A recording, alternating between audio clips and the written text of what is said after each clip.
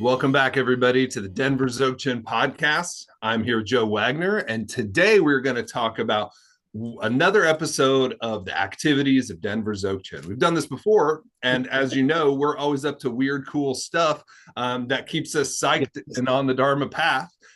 So we have to really find fun ways to engage, right? Because the Vajrayana is strange in the sense that we're disconnected from its home country and culture. So, a little bit as Westerners, we have to find our own way to connect to this. And so, one of the biggest things that we're doing right now that's so awesome is that Joe had special discs made to support our relationship to the lower beings like Nagas. I'll let Joe explain what they are and how this story came about. But this is very cool. Thanks, Damien. Good to see everyone. Sorry I had to run out there. I had to get the disc. I forgot to bring it so I could show everyone. Just so you know, we're talking about these are the discs. They are these resin crystal discs we had made by our supplier in China, which I think is actually good that it's China. And they have on them the Dharma mantra, they have the Mani mantra, the Guru Rinpoche mantra, and also a picture of Guru Rinpoche, and then a prayer to suppress negativity from the lower realms of beings and bring about positivity as a result of their interaction with the human world. Um, in the Tibetan view of things, there are kind of three worlds in our world. There's La, the upper world of the gods and the spirits like devas. Nyen, our world, the surface world where we interact, and then the Lu, the Naga realm, the subterranean world, which, in a psychological way has to do with our inner forces that we're not aware of, our subconscious drives and so forth. Nyen has to do with our conscious mind, and La has to do with our aspirations and the higher state of ourselves in a psychological way. But this also has a physical and a spiritual aspect too.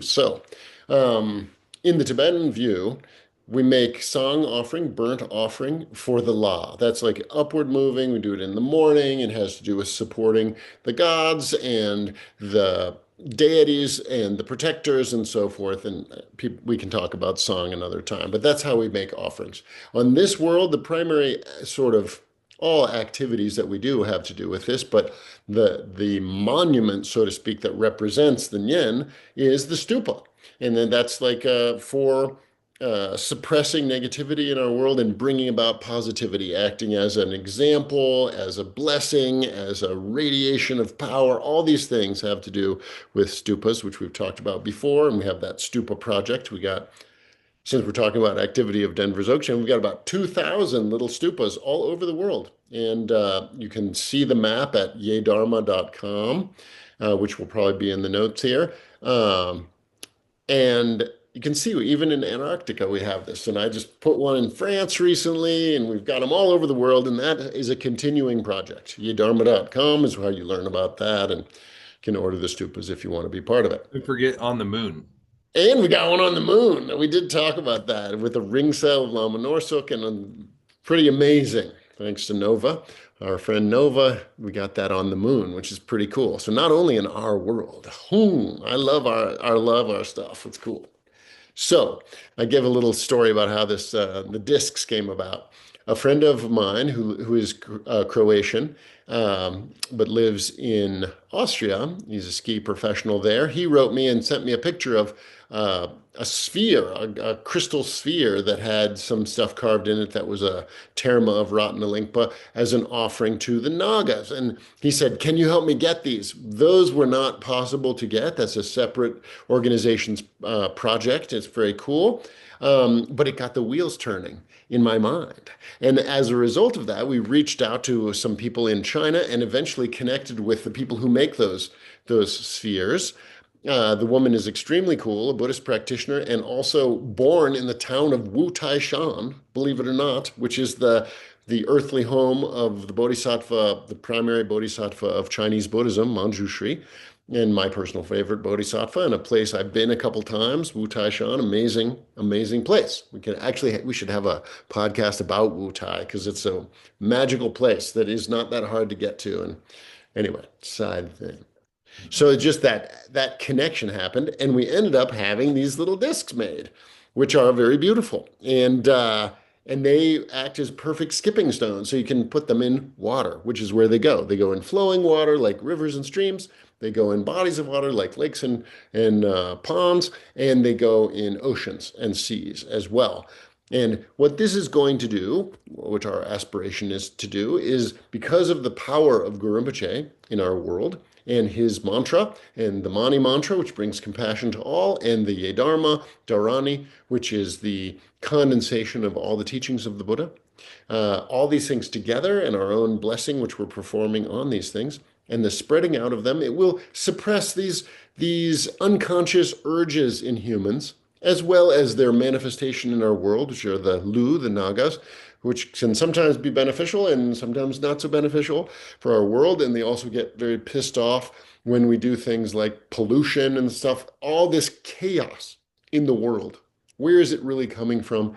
We could say, in a sense, it's coming because of the uncontrolled, unpurified aspects of humans, especially humans in positions of power, are boiling up and causing them to act like crazy people, and it is causing the world to change in what appears to be a very negative way.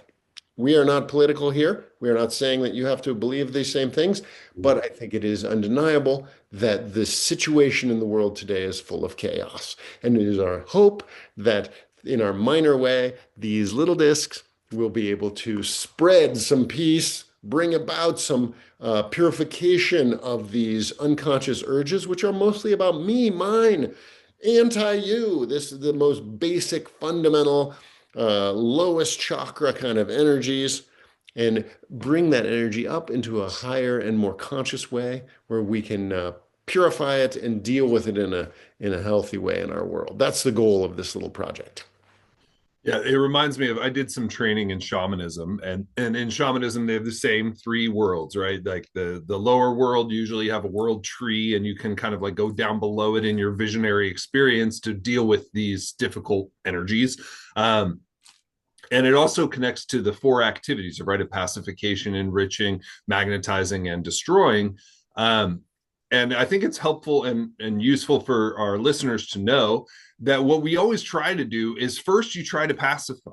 You don't go straight to wrathful activity, right? First we try to pacify, then we try to enrich, that is add to the situation, try and bring something else in. We might bring in mediation, something like that. If that doesn't work, then we might use a little bit of seduction or manipulation. That might be magnetizing. And then finally, if all else fails, then destructive activities can be called for.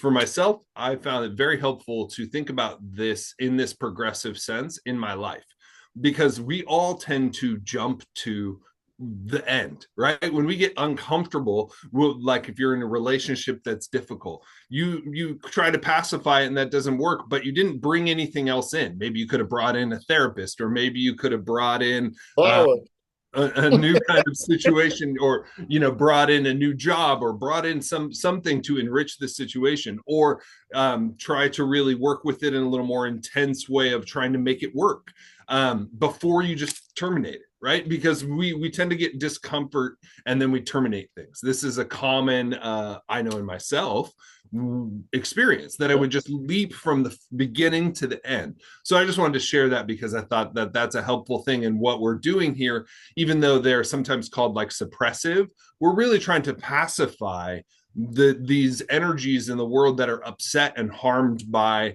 as you said, the eruption of these negative emotions, the mixture of not taking care of our earth on an outer level and not taking care of our psyches on an inner level. Our karma is dwindling, right? We're running out of merit. This happened in Tibet when the Chinese invaded. You think like this country has so much merit, but there was other things that were going on in that country that caused their merit to decline.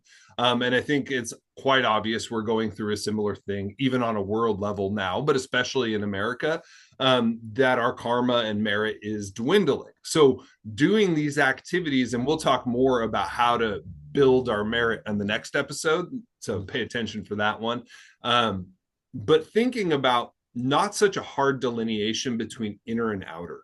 I think this is a big part of the problem, is because in the West, we're so materialistic that we think there's no spirits on the outside. That's idiotic. Like there's no scientific evidence for those things.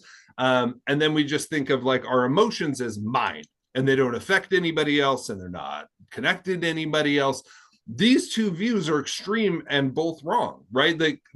Of course, on one level, they're ours and nobody else has to deal with them. And on another level, there isn't these outer spirits.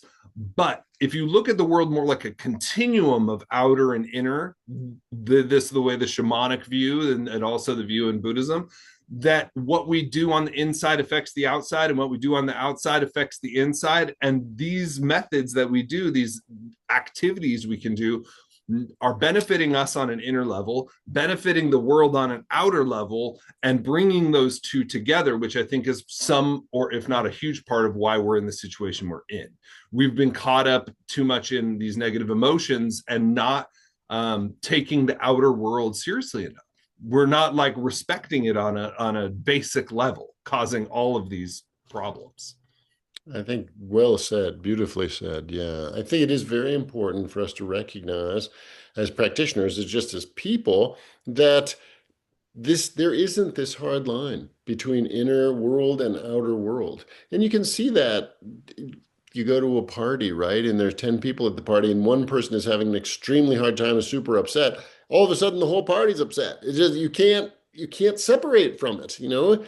And it's the same way with us. Our inner emotions are related to the outer world. They're reflections of that. And they also are the outer world and the way that it manifests. And this, you can see this like like you live in Seattle, so you get a lot of cloudy days. Sometimes you're in a great mood, a completely open mood, and you embrace and love the rain. Who doesn't? Some days you're like, one more day of rain and I'm putting this gun in my mouth. I'm done with this. You know what I mean? It just depends on our view. And that's why these little projects can be so powerful.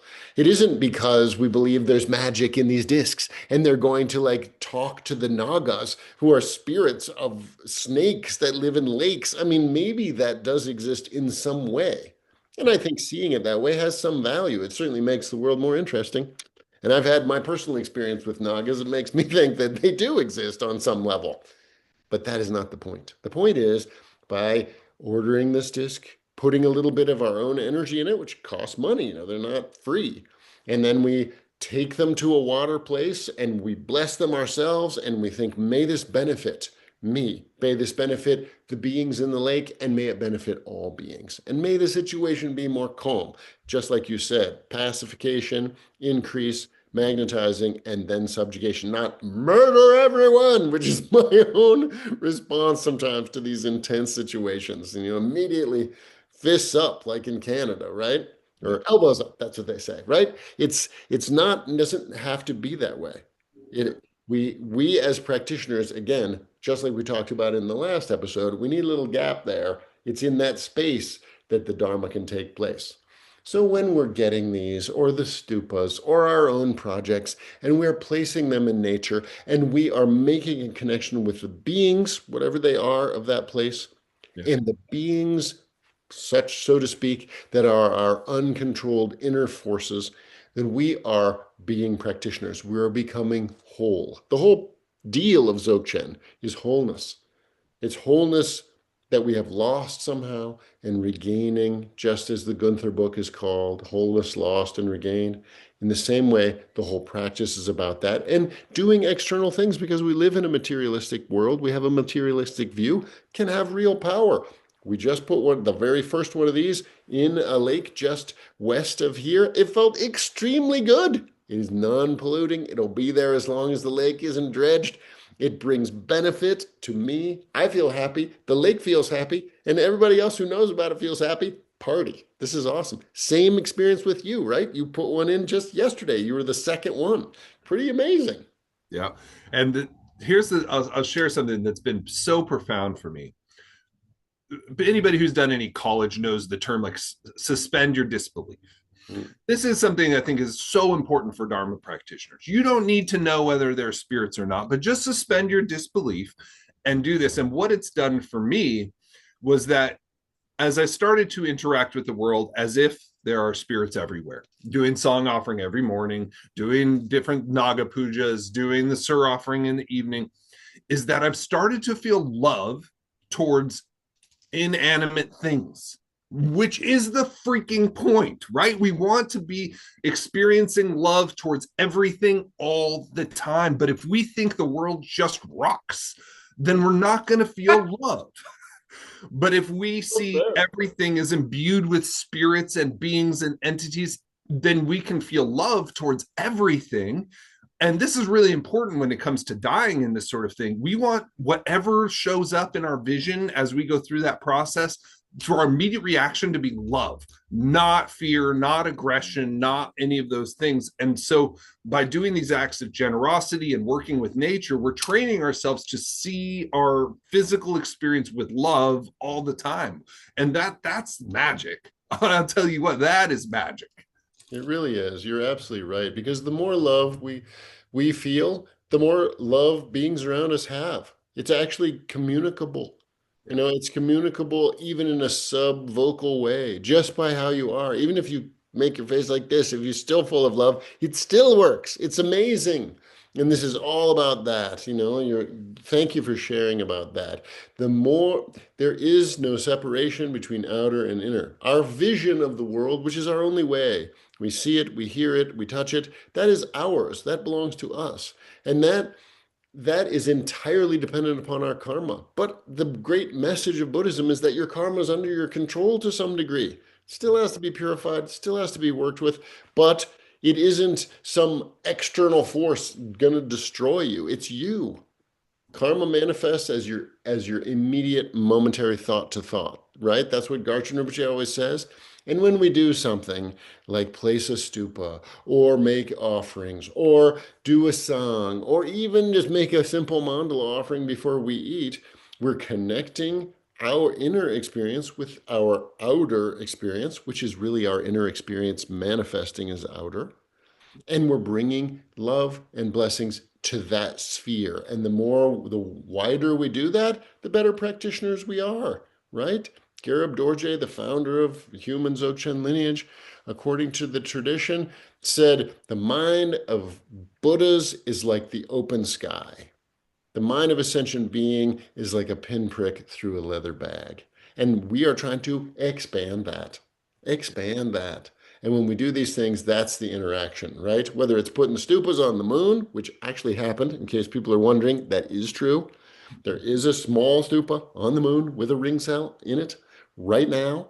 And the Dharma mantra, it is there.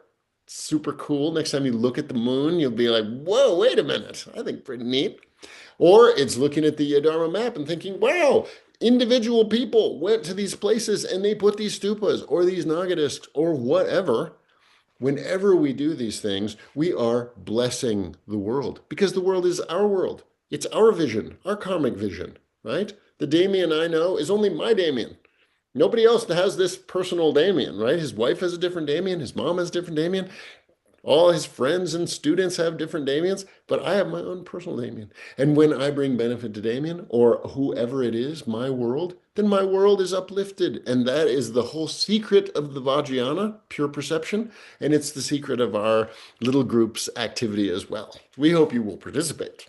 Yes, and do your own things. Find your own way. Go offer incense in the woods. Go, bless some water and put the water into a lake or whatever. If you don't have the means to get these or whatever, just the importance of these outer activities. A lot of people think Buddhism is just about meditation, but I will tell you, if you just keep it on your cushion, there'll be a disconnect from your experience. And as they say in the Dzogchen origin story, this all started because we had this wavering sense of other, right? The feeling of other. And then when other arises, aggression arises because now I have to protect myself from this other.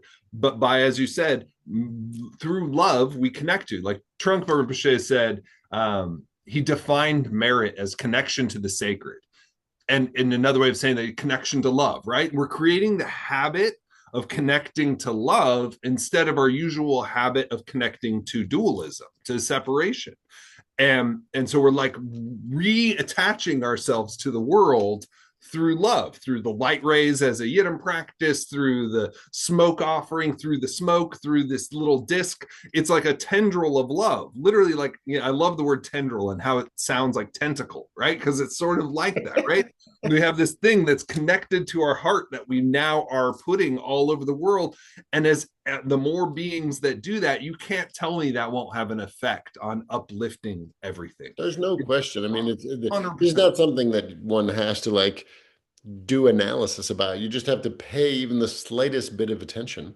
Yeah. And you feel it. In fact, we all feel it probably if you're a nice driver every week when you let someone in. I just yesterday there were people like cutting in and all sorts of stuff, and I was like, "It's cool, I got time," and I let it drift it back. Someone pull in, and what did they do? They waved, and I waved, and I felt love for that person in that moment, and I was like, "Be well, fool," like keep going. And this is what we really can bring to the world. Right above your head, I see Garchen Rinpoche. This is his main message. I want to encourage everybody who listens to our podcast to spend their time even more wisely than listening to this by listening to him. He's got hundreds of hours of stuff on YouTube. He's a true Buddha. And what does he talk about? He only talks about love. What does he talk about secondarily? Love. And what is his third most important topic? Love. He only has this. Love is the Dharma, it is the Sangha, and it is the Guru. And if we do this, we are true practitioners. And if we don't do this, then we are butterballs who are not paying attention. And that is bad. So we really have to do this in all of our activities. Inner activities on our cushion, medium inner activities in our immediate family and circle, and then outer activities with whatever we consider to be outer, work world, people on the street, the grocery store. The more we do this, the more we're bodhisattvas. And that's our whole goal, is to be bodhisattvas, right? Yeah. Well, and so to take this a step further, even beyond our little Denver in the US, part of our Sangha, in a sense, is one of your teachers who's over in Tibet and Mongolia, who also has a project doing similar but even more amazing work over there. And maybe you can tell us a little bit about what he's up to. This is a new thing that they happen to be doing right now. They're building special kind of stupa, which is a Buddhist monument. You can look that up, like our little ones, except they're like 30 feet high, and they're in Inner Mongolia, and they're building 4 of them specifically as what they're calling demon suppressing towers. And I will, as an auspicious link, I will show a picture of Rinpoche and his eldest daughter, who was born in a cave that I actually visited, amazingly, and the demon suppressing tower number 2. They're building 4. 2 have been completed. Denver Dzogchen. If anyone who makes offerings to Denver Dzogchen, this is what we use it for. We just sent a bunch of money to Tibet for them to use for this. And here, just to make an auspicious link, there's Rinpoche, his daughter, and one of the demon suppressing towers in Inner Mongolia. So we're like really trying to spread the word. It's amazing. I think it's amazing that we're doing this. And just to have the link, it feels like you do have that tendril, which is like tentacle, which is connection. Just like the tendrils of a plant, right? We're reaching out to Tibet now. And the people who are listening to this, they are now reaching out to Tibet and reaching out to Inner Mongolia, where there's a demon suppressing tower. I'm not sure which demons they're suppressing, but I sure hope that it works, because there are plenty of them active these days. And the very idea that such beings, Rinpoche lived in a cave more than 16 years. He's like a real practitioner, this is not a half-assed lama, a real master. And he and his clan, they go around doing this amazing stuff.